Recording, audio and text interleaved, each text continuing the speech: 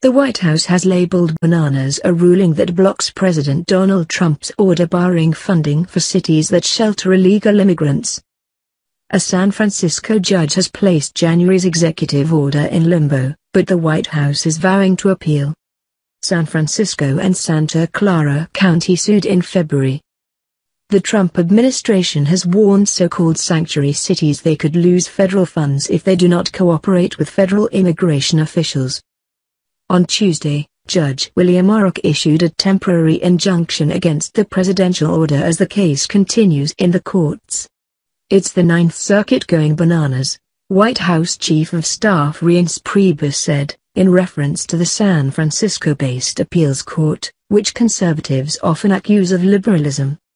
Mr. Trump's measure cast doubt on the transfer of some $1.2 billion, £940 million, for San Francisco and $1.7 billion to Santa Clara County, home to many Silicon Valley communities. It is another legal defeat for President Trump in his efforts to curb immigration. His plan to curtail travel from 7 Muslim-majority nations was twice blocked in federal courts. Lawyers for the federal government had argued in the sanctuary cities case that only funding related to law enforcement would be withheld.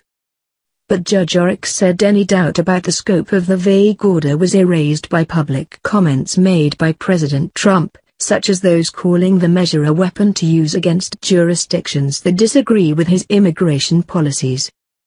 He accused the Trump administration of a schizophrenic approach to the order. The 49-page court ruling added that the plaintiffs challenging President Trump's order are likely to succeed in proving the order unconstitutional.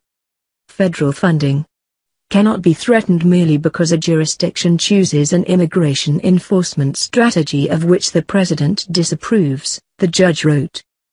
However, Judge Orrick's ruling allowed the Justice Department to follow through with threats made to 9 cities last week to cut specific program grants if they do not adequately cooperate with federal immigration officers.